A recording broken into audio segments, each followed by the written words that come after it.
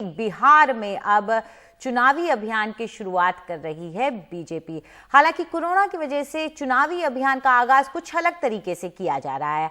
आज बीजेपी के वरिष्ठ नेता और केंद्रीय गृह मंत्री अमित शाह एक डिजिटल रैली करेंगे और अपने कार्यकर्ताओं से जुड़ेंगे और चुनावी बिगुल फूकेंगे।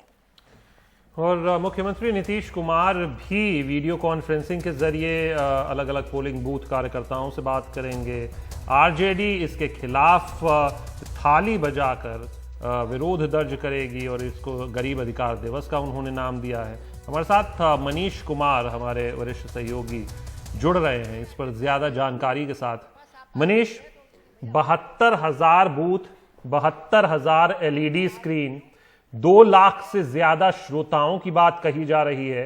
इसमें सोशल डिस्टेंसिंग कैसे मेंटेन कर पाएंगे? और कहीं ना कहीं ये भी एक प्रतीक है कि बिहार से ही ये जो नया दौर है, ये ऑनलाइन या डिजिटल तौर पर जो चुनावी प्रचार का, वो भी शुरुआत हो रहा है इस कोरोना के काल में।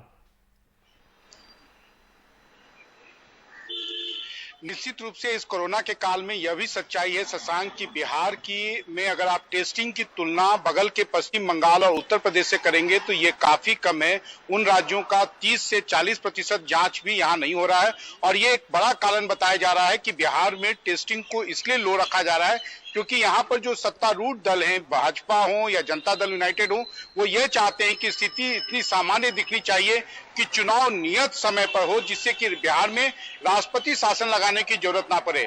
अब जहां तक केंद्रीय गृह मंत्री अमित शाह की रैली का सवाल है, निश्चित रूप से डिजिटल के क्षेत्र में बीजेपी को अपने सभी राजनीतिक सहयोगी हों या राजनीतिक प्रतिद्वंदियों के ऊपर काफी ज्यादा एडवांटेज है।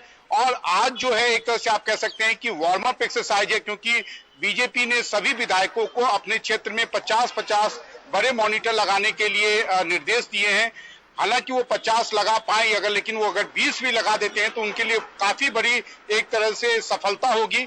लेकिन सबसे बड़ा टेक अवे आज के केंद्रीय गृह मंत्री अमित शाह के भाषण का यही होगा कि बीजेपी के नेता मानते हैं कि भले नीतीश कुमार की लोकप्रियता घटी हो, कमी हो, कोरोना संकट में उन्होंने जो श्रमिकों का जो पूरा मामला है उसको सुलझाने में उन्होंने जो उनकी एक एक्सपर्टीज होती थी वो नहीं दिखाई हो, एक तरह से मिसहैंडल किया हो, लेकिन चुनाव जो है बिहार एनडीए जो है, बीजेपी जो है, वो नीतीश कुमार के नेतृत्व में ही लड़ेगी। और ये एक तरह से आप कह सकते हैं कि चिराग पासवान के लिए एक बड़ा झटका है कि बीजेपी उन्हें गंभीरता से नहीं लेती है, क्योंकि 48 घंटे पहले चिराग पासवान ने कहा था कि यह डिसीजन बीजेपी को लेना है, लेकिन बीजेपी का कहना है कि यह डिसीजन लिया जा चुका है और इस पर अब कोई पुनर्विचार की कोई जरूरत नहीं है। शशांक, ये भी जानना चाहेंगे कि तेजस्वी यादव जो हैं वो आज ही का दिन चुन रहे हैं अपनी थाली और लोटा बजाने के लिए। जो कार्यकर्ता हैं, पहले जो तारीख थी उसे बदलकर बीजेपी ने जैसे ही बदला उन्होंने भी अपनी तारीख बदल दी।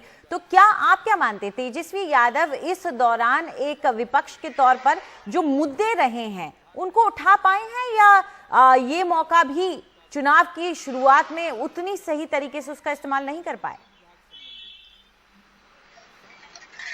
देखिए, तेजस्वी यादव के साथ शुरू में जब कोरोना संकट था तो 2 महीने तक वो बिहार के चुनावी जमीन से, या आप कह सकते हैं कि पटना से वो बाहर थे, वो दिल्ली में थे।